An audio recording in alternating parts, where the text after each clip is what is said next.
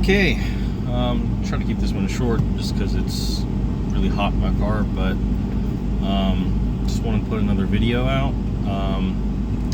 So I have, as of today, officially completed my first semester going back to school. So I guess I'll say now that so I'm going back to school, pursuing a degree. Mainly, I'm just pursuing a bachelor's degree, but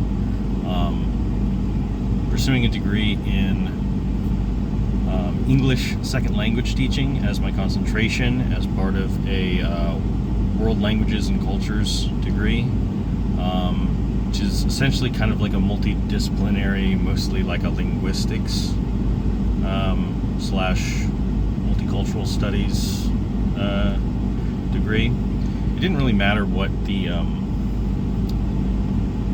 major would be, as my needs for a bachelor's degree are very specific, but this will help me along that path. My goal is to gain some good experience on my resume, some good education background, and English teaching would look good on a resume for me, because I would like to live abroad. Probably not a mystery where I would like to live, but yeah, I just wanted to say, talk about it, and talk about being back in school after a long time. School's kind of different. All the classes, even if they're in person, they have like mostly an online like focus. All the assignments are turned in online now. I went to school as a freshman for the first time in 2014, so it's just a lot different. You don't really hand things in anymore. I feel like a really old guy, because that was the most surprising thing for me going back to school. It's just like, oh, everything's just like, let's turn it in on Blackboard and that's it. But it's been good. I have probably going to have almost all straight A's, and the astounding thing about that is how easy that actually is to accomplish. I'm not saying I'm smart. I'm saying that when I was first in college, the only reason I wasn't doing that was because I was doing everything the night before. And I could do that, and that kind of speaks to how kind of easy college is in some ways. Staying current isn't quite enough, because you feel like you're going to run out of time by the end of the semester.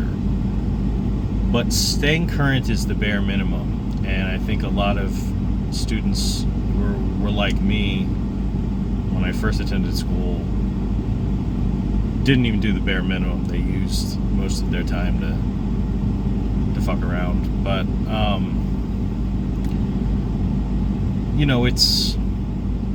so really it's about like being ahead. So next semester I'm just like looking forward to just like being ahead, working ahead.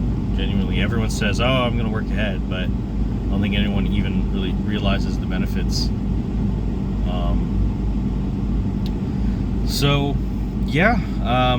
It was really interesting. I like most of my classes. Some were a little ideologically strange, though not to the degree that is stereotypically said of school. But yeah, I enjoyed it. My final assignment was just a paper I had to write, and most of my other classes didn't have papers to write, especially for the final things. It was all PowerPoints. He said, oh, we're going to do a PowerPoint presentation instead of a final paper, and that's fine. until all of your classes are doing that, and then you get sick of making PowerPoints. And I actually kind of like writing papers, though I think I like that I didn't have to write a paper for every class. But yeah, it's strange being back in school as someone who turns 30 this year. But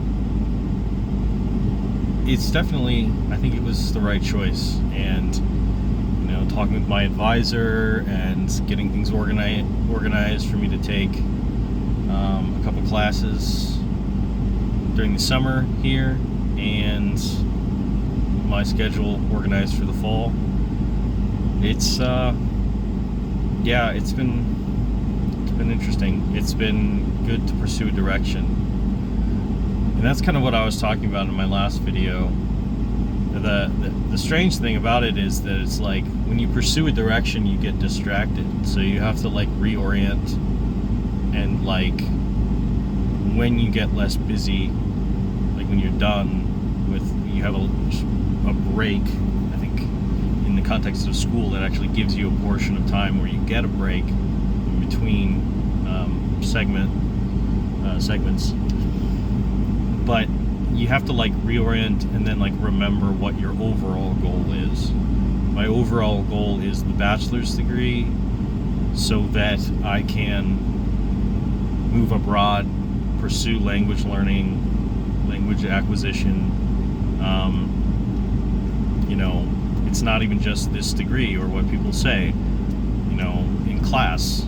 You're in a good class, a good education class, with people who are there to become teachers, mostly in the state that the school is in, and then you start thinking about that. And that's not, I might be a teacher, right? There's a very good possibility that with this experience I would move directly into teaching, but definitely not in this state, which is why I'm not pursuing licensure in the state. But yeah, you start thinking about it in terms of like what is vocalized most often. So you have to reorient and remember what your purpose is, what your direction is, why you were there. So if you're trying to get back into things, you're trying to pursue a direction, I think that's a good thing to remember about that. You have to focus on small ideas, small things, and that your teacher's going to talk about, that your degree is going to talk about. But if you have a larger goal, and that's why you're getting a degree or whatever you're doing, some sort of training or whatever, gosh, it's... Yeah, so like I was saying at first, it's way too hot out here.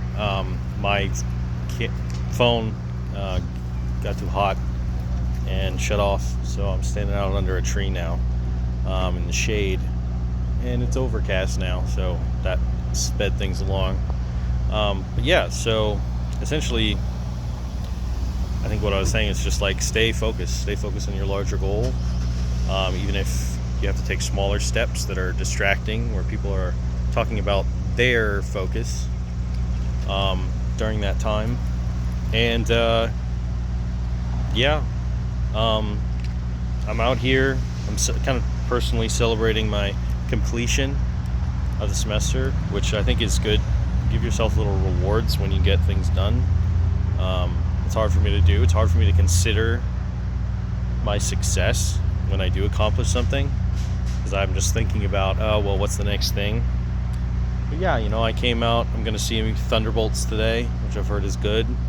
And I came out to a ramen shop near the movie theater, which is great because there's not a lot of places like that near where I live.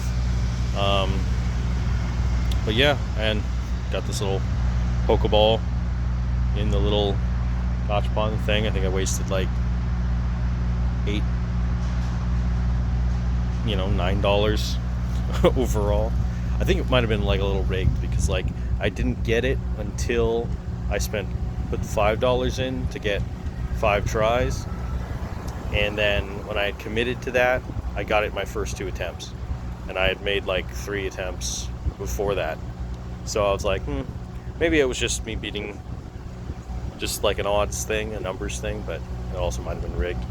But because the claw did not want to hold on to this. There's little guys, little weird deformed Pokemon in here, little plastic Pokemon. I think I got Squirtle, a Jigglypuff, and a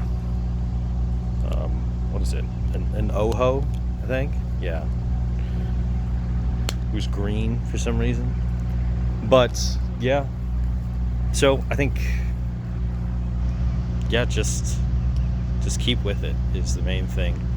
Reward yourself when you succeed, when you hit steps of success, and don't lose sight of your goals. It's never too late.